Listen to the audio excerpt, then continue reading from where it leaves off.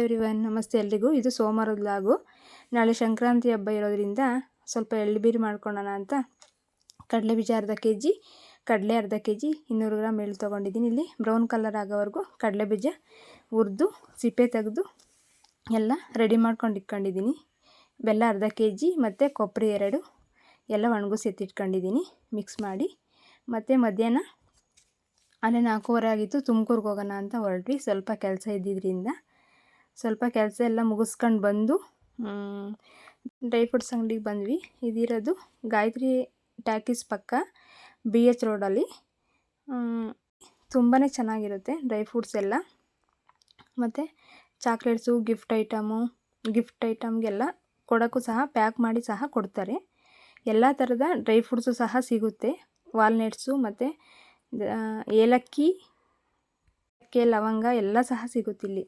Chocolates ಮತ್ತು biscuits, 1/4 KG ದ್ರಾಕ್ಷಿ, 1/4 KG ಗೋಡಂಬಿ ಮತ್ತು ಚಾಕ್ಲೇಟ್ಸು ತೊಗೊಂಡ್ವಿ. ನನ್ನ ಮಗಳಿಗೆ ಚಾಕ್ಲೇಟ್ಸು ತುಂಬಾ ಇಷ್ಟ ಇಲ್ಲಿ, ಹಾಗಾಗಿ ಅವ್ರ ಅಪ್ಪಾಜಿ 1/4 ಕೆಜಿ ಚಾಕ್ಲೇಟ್ಸು ತೊಗೊಂಡ್ರು. ಹಾಗೆ ನೋಡ್ತಾ ಇದ್ವಿ.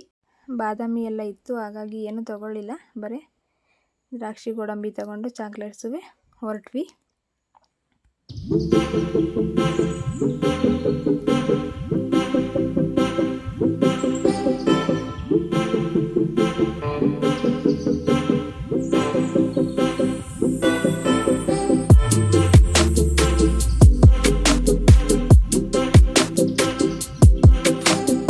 ಎಲ್ಲ ತೊಗೊಂಡು ಜೈನ್ ಮಾರ್ಕೆಟಿಗೆ ಬಂದ್ವಿ.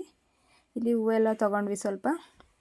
ಹಾಗೆ ನೋಡ್ಕೊಂಡು ಜೈನ್ ಮಾರ್ಕೆಟಲ್ಲಿ ಸ್ವಲ್ಪ ಕ್ರೀಮ್ಸು ಮತ್ತು ಇದನ್ನ ಸೋಪು ಮತ್ತು ಊದುಬತ್ತಿ, ಧೂಪ ಎಲ್ಲ ತೊಗೋಬೇಕಿತ್ತು. ತೊಗೊಂಡು ಲೋಷನ್ ಎಲ್ಲ ತೊಗೊಂಡು ಹಾಗೆ ನೋಡ್ತಾ ಇದ್ವಿ. ಈ ಕಡೆ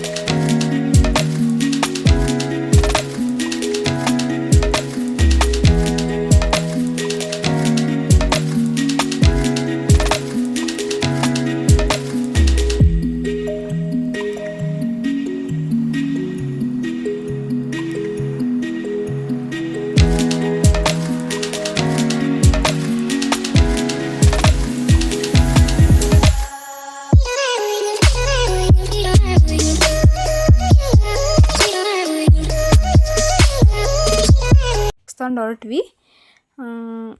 ಇವತ್ತಿನ ವ್ಲಾಗ್ ಇದಾಯಿತು ಫ್ರೆಂಡ್ಸ್. ಈ ವಿಡಿಯೋ ಇಷ್ಟ ಆದರೆ ಲೈಕ್ ಮಾಡಿ, ಶೇರ್ ಮಾಡಿ. ನನ್ನ ಚಾನಲ್ ಯಾರು ಇನ್ನೂ ಸಬ್ಸ್ಕ್ರೈಬ್ ಮಾಡಿಲ್ಲ, ಸಬ್ಸ್ಕ್ರೈಬ್ ಮಾಡಿ. ಮಕರ ಸಂಕ್ರಾಂತಿ ಹಬ್ಬದ ಹಾರ್ದಿಕ ಶುಭಾಶಯಗಳು ಹೇಳ್ತಾ ಈ ವ್ಲಾಗ್ ಮುಗಿಸ್ತೀನಿ. Thank you for watching.